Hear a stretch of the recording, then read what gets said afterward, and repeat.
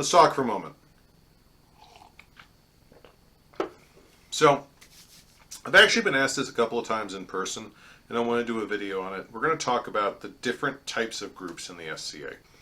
Now, we're not going to talk too much about numbers because there's a couple of variables there. There are the minimum numbers, minimum population numbers that are set down by the society, but kingdom law may require higher numbers for each of these. So your kingdom may have slightly different requirements than, say, my kingdom in Ansteora, and both of our kingdoms may differ from the dead minimums in Capora, which is society law. But there are still some concepts that transfer that are universal, and we're going to talk about those. So first of all, the smallest group we're going to talk about here in any detail is the canton. Now, a canton is a very small group. I believe the minimum numbers are generally single digit, 4, 5, 6, 7, 8, or 9. And that's minimum. And of course, they can get much larger if they're healthy enough to grow that far, if they have that many people to begin with. And a canton is a separate SCA group that is expected to host at least one event a year on average. Supposed to maintain coffers, supposed to put out a monthly or quarterly newsletter depending on its arrangement with the kingdom. It's expected to submit reports appropriate to its activities to its appropriate kingdom or regional officers. You know, it is its own little group.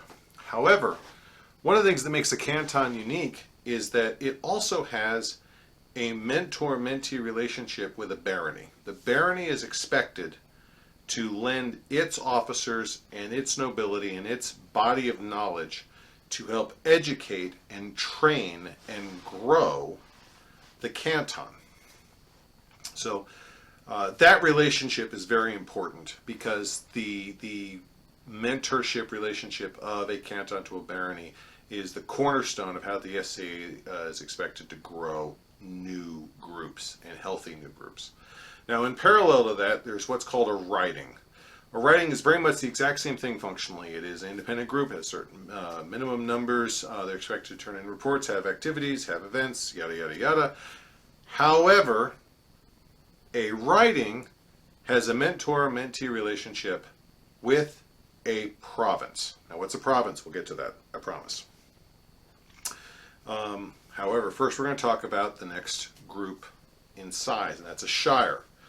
Now, a shire is a slightly larger group. It has slightly higher minimum numbers, and generally speaking, it is expected as a whole to maintain a higher average population with a higher activity level than a canton.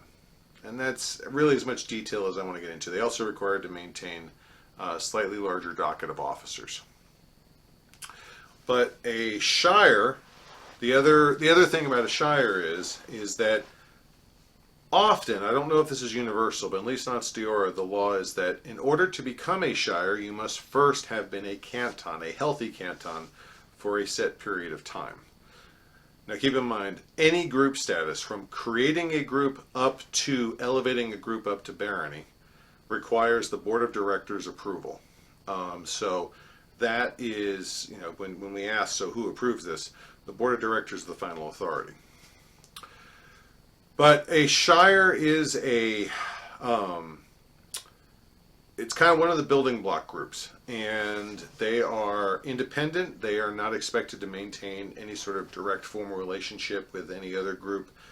They answer to the kingdom or regional authorities of whatever officers they have, whether, you know, the seneschals, the marshalates, the arts ministers of arts and sciences, and so forth. Now, next size up are cantons, or rather are baronies and provinces. Now, when I say baronies and provinces, understand that in society law, the definition literally reads barony / province. So these are co-equal in many functions. There's one important difference. Now, let me start off with what a barony is, since there are hundreds of baronies and there are only, I believe, 5 provinces, last I checked, in the whole of the SCA right now.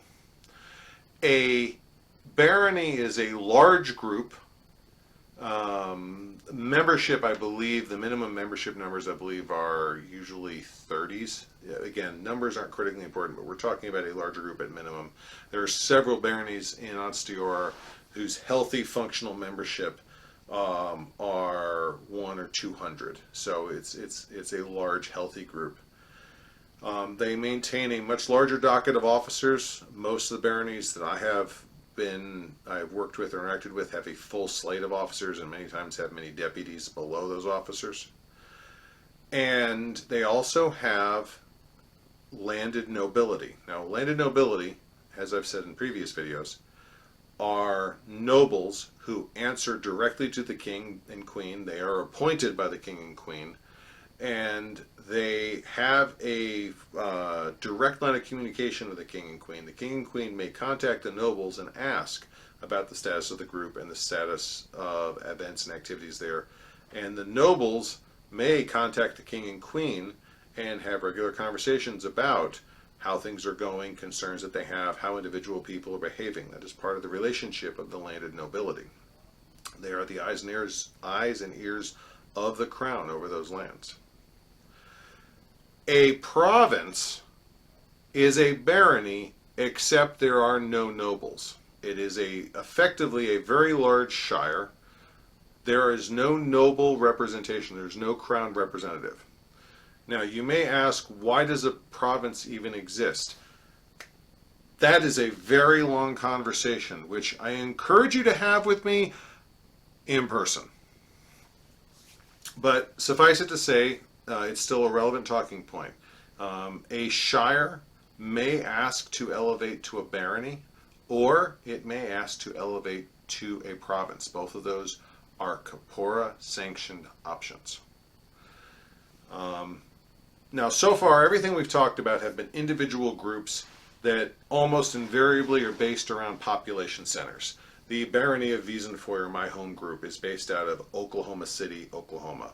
The Barony of Northkeep is based largely out of the central area of the greater Tulsa metroplex in Oklahoma. The Shire of Moonshadow, which later became the province of Moonshadow, is based out of Stillwater, which is a much smaller population center. The Barony of Namron, oldest barony in the north, soon to be Windheim, is based out of Norman, Oklahoma. However, there's one more type of group that we want to talk about today, and that is a principality. Now, what is a principality? A principality is a collection of groups that are all, as we've discussed before, nothing changes. Shires, cantons, baronies, provinces, whatever. They answer to a territorial prince and princess who are selected by tournament. Now, you may say, well, wait, this sounds like a crown tournament with a king and queen for the kingdom. And it is. The principality has the same functionality as a crown tournament. It is, in effect, a miniature kingdom, with the exception that it is all still a subject of the kingdom's king and queen. So, again, my home area is about to become the Principality of Windheim. Windheim, we are subjects of Windheim, we are residents of Windheim, we are loyal to the Principality of Windheim. We are also loyal subjects to the Crown of Onsteora. Mundanely, this is just like if you are a loyal Texan or a loyal New Yorker.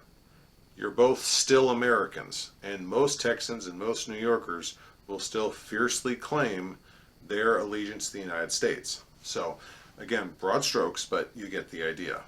Now, finally, there is the kingdom, which that's something we all recognize because most of us talk about them predominantly as the defining elements of the SCA.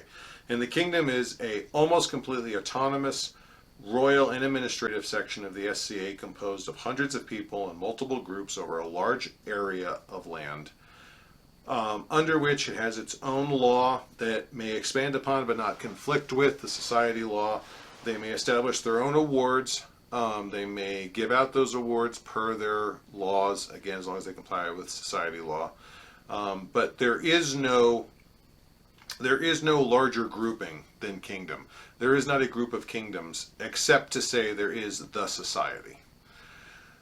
Are there smaller groups that we can talk about? Yes, there are. One of the things that we have are strongholds. There are fortifications, forts. Now these are specialty groups, and I'm honestly not 100% familiar with all the rules. I know some kingdoms approach them differently than even we do. Forts or strongholds, when last I checked, were for military installations where if half or most of your group suddenly got deployed, that's no fault of theirs, but they're still not the minimum numbers required. That the law of a stronghold or fortification allow for them to be put on a long-term hiatus.